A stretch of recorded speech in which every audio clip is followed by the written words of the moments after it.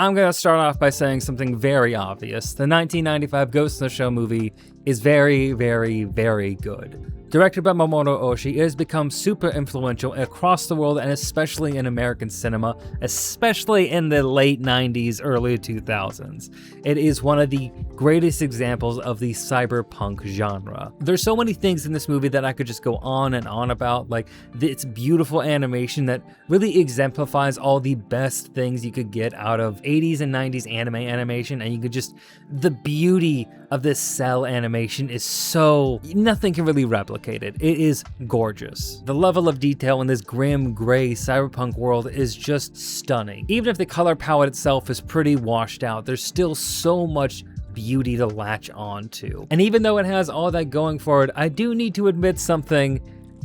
I never really connected with this movie all that much. Now, it's a visual marvel, it's a beautiful film, but I really just couldn't connect with its central character, Major Makoto Kusanagi, who is a badass character, but I just never really got a whole lot out of them. And I think there's a few reasons for that. The movie doesn't have a whole lot of character moments. This is 80 minutes of non-stop plot for the most part, and not leaving a whole lot of time to see Major Kusanagi be themselves. The core thing they have going for their character in this story is that they feel listless. They don't really know who they are. And that kind of makes it hard for me as a viewer to connect with them. And I think that's pretty intentional, but whether it's intentional or not, I still just don't feel a whole lot for this character. And that disconnect is a lot of the reasons I haven't really delved into the Ghost in the Shell universe all that much. I haven't read the manga, I haven't seen the sequel films or the anime series that have come out since then, and I have gotten to the point where I actually now feel like I should. And the reason I've had that new change of heart is because of the brand new anime series, The Ghost in the Shell. The Ghost in the Shell is the latest Ghost in the Shell anime series. This is a new adaptation on the original 1989 manga, done by one of my absolute favorite studios in Science Saru, who you may know from series like Dandadan, Keep Your Hands Off Eizouken, or Devilman Crybaby, along with many, many others. They're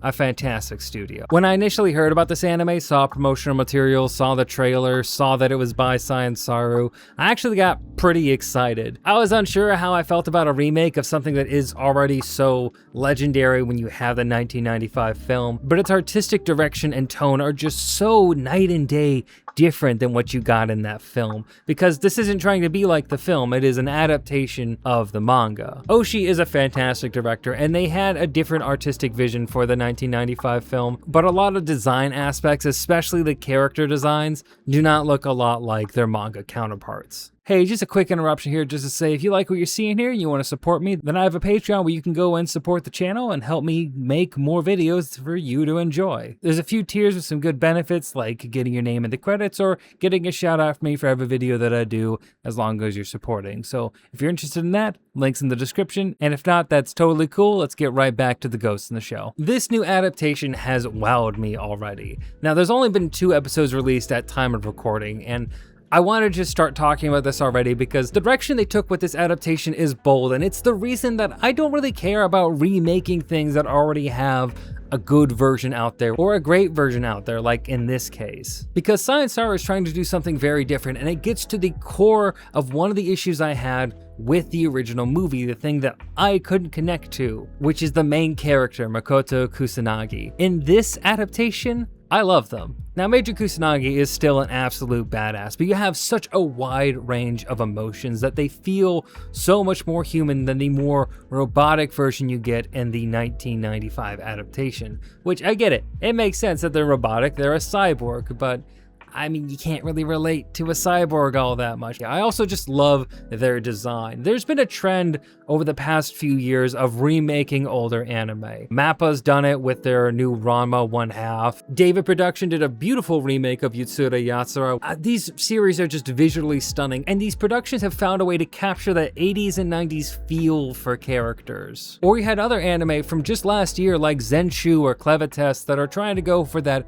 retro anime feel while still having modern digital animation, fusing new techniques to give it an older feel. And I think what Science Saru does in this adaptation blows any of that out of the water, and those are already good. They're doing a great job in a lot of those series, not to take away from them, but I love what Science Saru is doing in this new adaptation. This series is directed by Moko-chan, who is an animator who has worked with Science Saru for a long time. He's worked on Devilman Crybaby, he's worked on Dan to Dan, he's worked on a few things that they've done.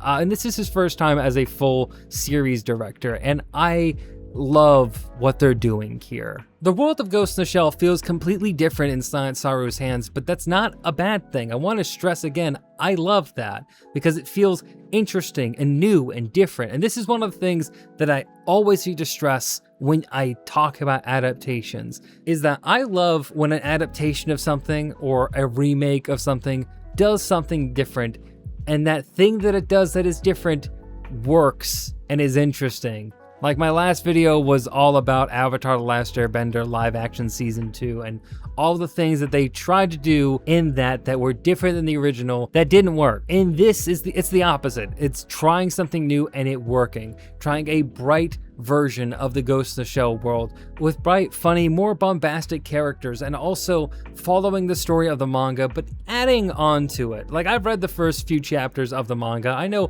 basically what happens here, but what they're adding doesn't feel like padding. It feels like more of an exploration into the world of Ghost in the Shell, into our characters, getting more time with them, seeing what their personal lives are like when they're not on the job, understanding them more as characters and people, which will help when we get into the more existential problems that come later in the series. The character designs are so colorful and vibrant, and I love all these different retro 80s outfits everybody has. And the designs of the characters overall don't feel a lot like modern anime characters. Even in Science Saru, they don't feel like a Dan to Dan design, right? The most similar anime they've done is probably the Scott Pilgrim vs. the World anime adaptation that they did. It's not one-to-one, and I kind of find it hard to explain, but there's some quality that's going on here that feels more cartoonish and more like Western cartoonish in a way, right? And Scott Pilgrim Takes Off was based on a Western comic, so it's, of course, its designs were very Western comic stylized, right?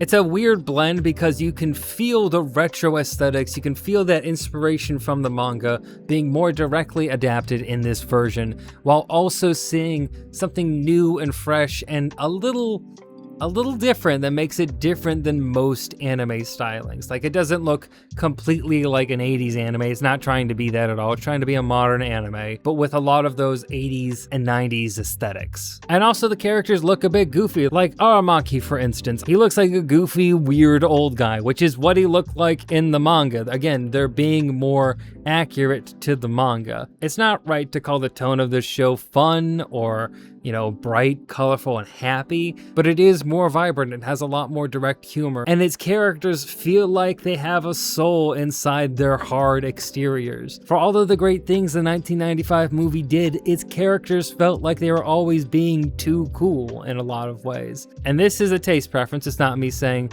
which is better or which is worse.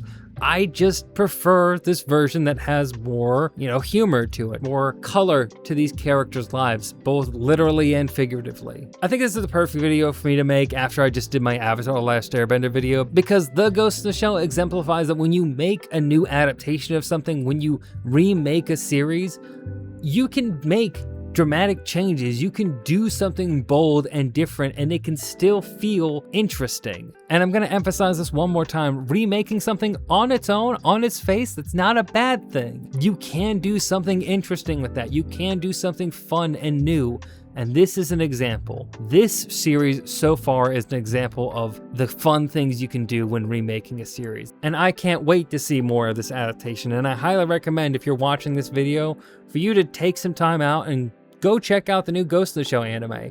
It's very, very good. It's right now available on Amazon Prime, and I highly recommend it, especially if you do love the 1995 version. If you do have an affinity for Ghost in the Shell, then go and see a new take on that story. But please go into it with an open mind, knowing that things are not going to be the same. And again, you shouldn't want things to be the same. This is not going to be a shot-for-shot remake. This is taking bold, new decisions that are also actually old decisions because it's based on the original manga, but you know. Okay, we're gonna wrap this up here, and I wanna thank you for sticking with me through all of this ranting that I've done here. If you have your own thoughts on this new adaptation, what you like, what you dislike, if you think this never should have happened at all, just let me know. I wanna hear what you guys' thoughts are. Leave a like on this video if you like it, subscribe if you wanna see more videos similar to this, and I hope you have a great day, a great night, or whatever it is you're having, and stay rad.